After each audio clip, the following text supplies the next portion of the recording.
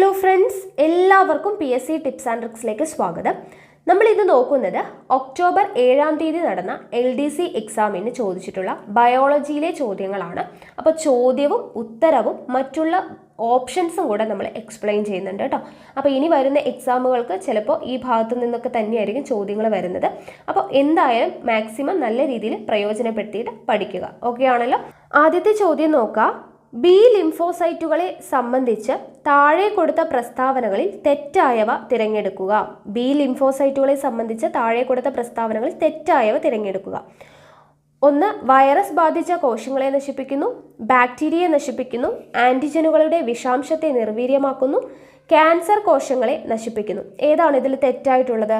1ഉം 4ഉം ആണ് കേട്ടോ തെറ്റായിട്ടുള്ളത്. അതായത് വൈറസ് ബാധിച്ച കോശങ്ങളെ നശിപ്പിക്കുന്നു, ക്യാൻസർ കോശങ്ങളെ നശിപ്പിക്കുന്നു. അപ്പോൾ ഇതെങ്ങനെയാണ് തെറ്റായത് എന്നറിയാനായിട്ട് ഞാൻ കുറച്ച് കാര്യങ്ങൾ എക്സ്പ്ലെയിൻ ചെയ്ത് തരുന്നുണ്ട്. അപ്പോൾ വേണ്ടവർ അത് നോട്ട് ചെയ്ത് വെക്കുക കേട്ടോ. അപ്പോൾ ഇതുമായിട്ടുള്ള റിലേറ്റഡ് ഫാക്ട്സ് ആണ്, നോട്ട് ചെയ്ത് വെക്കുക. അപ്പോൾ ബി ലിംഫോസൈറ്റുകളെ കുറിച്ച് നമ്മൾ പറയാൻ പോവുകയാണ്. അപ്പോൾ ആവശ്യമുള്ളവർ പോയിന്റ്സ് എല്ലാം നോട്ട് ചെയ്ത് വെക്കുക കേട്ടോ. അപ്പോൾ WBC എല്ലാവർക്കും അറിയാം അല്ലേ? WBC 5 തരത്തിലാണ് പ്രധാനമായും ഉള്ളത്. ഓക്കെ, WBC എത്ര തരത്തിലുണ്ട്? 5 തരത്തിലാണ് ഉള്ളത്. ഏതൊക്കെയാണ്? Monocyte, neutrophil, eosinophil, basophil, lymphocyte. ഏതൊക്കെയാണ്? Monocyte, neutrophil, eosinophil, basophil, lymphocyte. Okay, അതിൽ ഏറ്റവും വലിയ WBC ആണ് മോണോസൈറ്റ്. ഓക്കെ, ഏറ്റവും വലിയ WBC മോണോസൈറ്റ് ആണ്. ഏറ്റവും ചെറുത് ഏതാണ്? ലിംഫോസൈറ്റ് ആണ്. ഓക്കെ, ഏറ്റവും ചെറുത് ലിംഫോസൈറ്റ്, ഏറ്റവും വലുത് ഏതാണ്? മോണോസൈറ്റ് ആണ്. ഓക്കെ, ഈ ലിംഫോസൈറ്റിനെ നമുക്ക് രണ്ടായിട്ട് തരംതിരിക്കാം. ഓക്കെ, ബി ലിംഫോസൈറ്റ് എന്നും ടി ലിംഫോസൈറ്റ് എന്നും രണ്ടായിട്ട് തരംതിരിക്കാം. ഓക്കെ, ലിംഫോസൈറ്റിനെ ബി ലിംഫോസൈറ്റ് എന്നും ടി ലിംഫോസൈറ്റ് എന്നും രണ്ടായിട്ട് തരംതിരിക്കാം. അപ്പോൾ എന്താണ് ഈ ബി ലിംഫോസൈറ്റ്? ബി ലിംഫോസൈറ്റ് എന്ന് പറയുന്നത് ബി ഫോർ ബോൺ മാരോ, അതായത് അസ്ഥിമജ്ജയിൽ രൂപം കൊള്ളുന്ന ലിംഫോസൈറ്റുകളെയാണ് നമ്മൾ എന്ത് പറയുക? ബി ലിംഫോസൈറ്റ് എന്ന് പറയുന്നത്. അപ്പോൾ ടി ലിംഫോസൈറ്റ് എന്താണ്? തൈമസ് ഗ്രന്ഥിയിൽ നിന്ന് രൂപം കൊള്ളുന്നു. ഓക്കെ, ആ പേരിൽ തന്നെയുണ്ട് ബി ഫോർ ബോൺ മാരോ. അസ്ഥിമജ്ജയിൽ രൂപം കൊള്ളുന്നതാണ് B lymphocyte. T lymphocyte thymus ഗ്രന്ഥിയിൽ രൂപം കൊള്ളുന്നതാണ് ടി ലിംഫോസൈറ്റ് എന്ന് പറയുന്നത്. ഇനി ബി ലിംഫോസൈറ്റിന്റെ ഫംഗ്ഷൻ എന്ന് പറയുന്നത് ആന്റിബോഡികൾ ഉൽപ്പാദിപ്പിക്കുന്നു എന്നുള്ളതാണ്. Okay, immunoglobulin. ഓക്കെ, ഇമ്മ്യൂണോഗ്ലോബുലിൻ എന്ന് പറയുന്ന ആന്റിബോഡി പ്രൊഡ്യൂസ് ചെയ്യുന്നത് ആരാണ്? ബി ലിംഫോസൈറ്റ് ആണ്.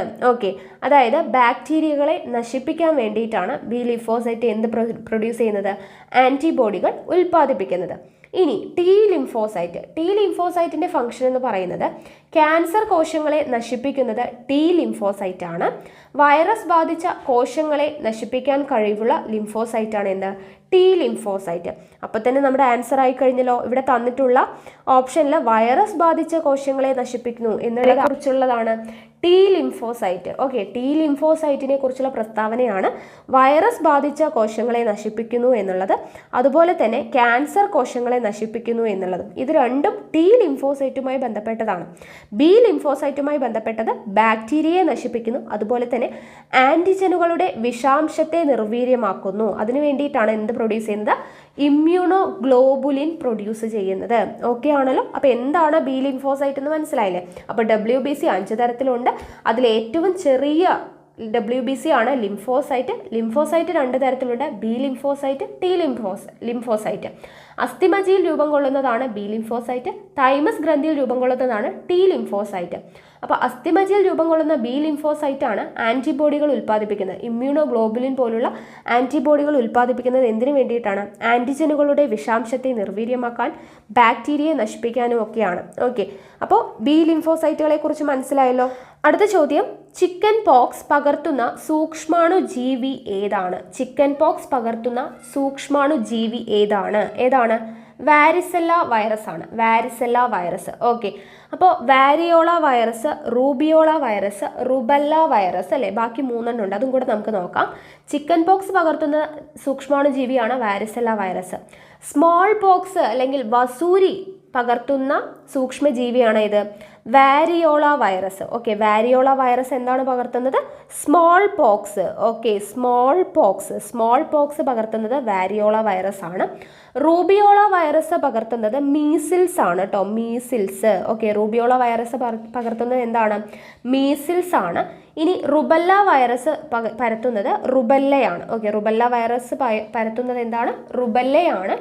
ജർമ്മൻ മീസിൽസ് എന്നറിയപ്പെടുന്ന രോഗം ഏതാണ്? റുബല്ലയാണ്. അതും കൂടെ ഒന്ന് ഓർത്ത് വെച്ചേക്കുക. ജർമ്മൻ മീസിൽസ് എന്നറിയപ്പെടുന്നത് റുബല്ലയാണ്. ഓക്കെ, ഇത്രയും കിട്ടിയല്ലോ. അപ്പോൾ ചിക്കൻ പോക്സ് പകർത്തുന്ന സൂക്ഷ്മാണുജീവിയാണ് വാരിസെല്ല വൈറസ്. വാരിയോള വൈറസ് ഏതാണ് പകർത്തുന്നത്? സ്മോൾ പോക്സ് അല്ലെങ്കിൽ വസൂരിയാണ്. റൂബിയോള വൈറസ് പകർത്തുന്നത് മീസിൽസ് ആണ്.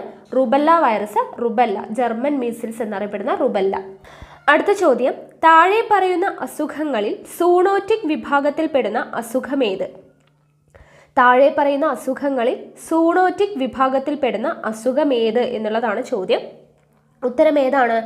എലിപ്പനിയാണ്. ഓക്കെ, എലിപ്പനി. അതായത് മൃഗങ്ങളിൽ നിന്നും മനുഷ്യരിലോട്ട് പകരുന്ന അസുഖങ്ങളെയാണ് സൂണോറ്റിക് ഡിസീസ് എന്നറിയപ്പെടുന്നത്. ഓക്കെ, സൂണോറ്റിക് എന്ന് പറയുമ്പോൾ അതിൽ സൂ ഉണ്ടല്ലേ, സൂ എന്ന് പറയുമ്പോൾ തന്നെ നമുക്കറിയാം മൃഗങ്ങളുമായിട്ട് റിലേറ്റഡ് ആണ്. അപ്പോൾ മൃഗങ്ങളിൽ നിന്നും മനുഷ്യരിലോട്ട് പകരുന്നതാണ് എന്ത്? സൂണോറ്റിക് ഡിസീസ്. അപ്പോൾ വില്ലൻ ചുമ, പോളിയോ, എലിപ്പനി, മലമ്പനി, അതിൽ നിന്നും മൃഗങ്ങളിൽ നിന്നും പകരുന്നത് ഏതാണ്? എലിപ്പനിയാണ് അല്ലേ? എലികളിൽ നിന്ന് പകരുന്ന, മനുഷ്യനിലോട്ട് പകരുന്ന രോഗമാണ് എലിപ്പനി. അപ്പോൾ ഒരു സൂണോറ്റിക് ഡിസീസ് എന്ന് പറയുന്നത് ഏതാണ്? എലിപ്പനിയാണ്. ഓക്കെ, ഇനി വീൽസ് ഡിസീസ് എന്നറിയപ്പെടുന്നത് ഏത് തന്നെയാണ്? എലിപ്പനി തന്നെയാണ് കേട്ടോ. വീൽസ് ഡിസീസ് എന്നറിയപ്പെടുന്നത് എലിപ്പനിയാണ്.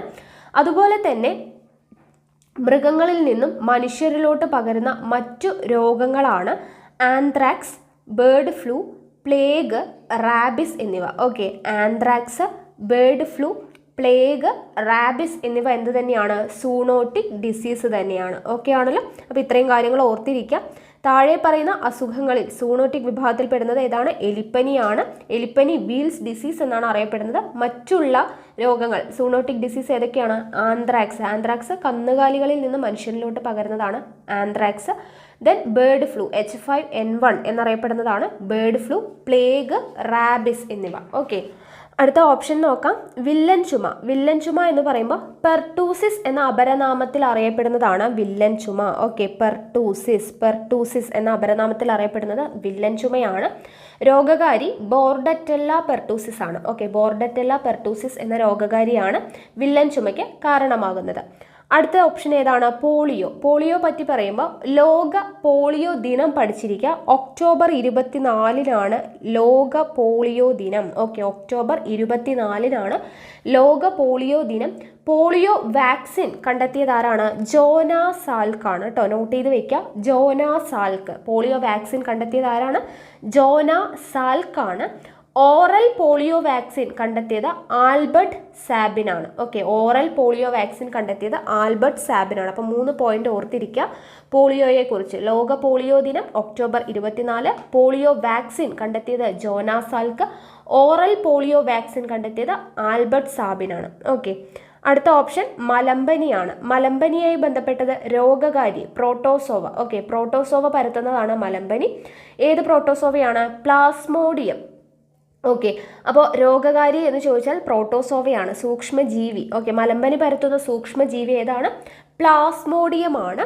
ഇനി മലമ്പനി പരത്തുന്ന കൊതുക് ഏതാണ് എന്ന് ചോദിച്ചാൽ ഏതാണ്? അനോഫിലിസ് കൊതുകുകളാണ് കേട്ടോ. അനോഫിലിസ് കൊതുകുകളാണ് എന്ത് പരത്തുന്നത്? മലമ്പനി പരത്തുന്നത്. ഓക്കെ, സൂക്ഷ്മജീവി ഏതാണെന്ന് ചോദിച്ചാൽ പ്ലാസ്മോഡിയമാണ്. മലമ്പനി പരത്തുന്ന കൊതുക് ഏതാണെന്ന് ചോദിച്ചാൽ ഏതാണ്?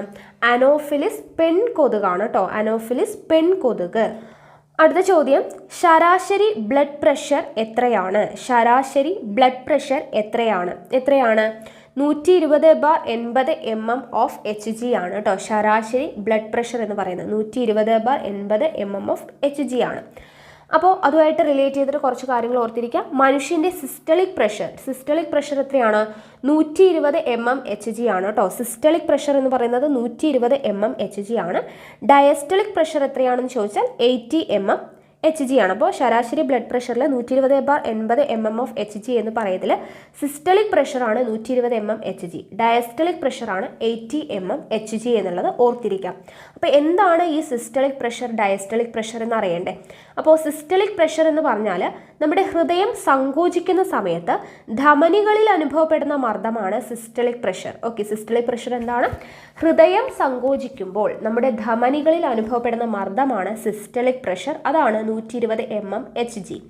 ഇനി ഡയസ്റ്റളിക് പ്രഷർ എന്ന് പറഞ്ഞാൽ ഹൃദയം വിശ്രമിക്കുമ്പോൾ ധമനികളിൽ അനുഭവപ്പെടുന്ന കുറഞ്ഞ മർദ്ദമാണ് എന്ത്? Diastolic pressure. ഹൃദയം വിശ്രമിക്കുന്ന സമയത്ത് ധമനികളിൽ അനുഭവപ്പെടുന്ന കുറഞ്ഞ മർദ്ദമാണ് ഡയസ്റ്റളിക് പ്രഷർ. അതാണ് 80 mmHg എന്ന് പറയുന്നത്. ഓക്കെ, അപ്പോൾ എന്താണ് ശരാശരി ബ്ലഡ് പ്രഷറുമായിട്ട് ബന്ധപ്പെട്ടിട്ടുള്ള കുറച്ച് കാര്യങ്ങളും കൂടെ ഓർത്തിരിക്കുക. നിശബ്ദ കൊലയാളി എന്നറിയപ്പെടുന്നത് എന്താണ്? അമിത രക്തസമ്മർദ്ദമാണ്. ഓക്കെ, നിശബ്ദ കൊലയാളി എന്നറിയപ്പെടുന്നത് അമിത രക്തസമ്മർദ്ദമാണ് എന്നുള്ളത് ഓർത്തിരിക്കുക.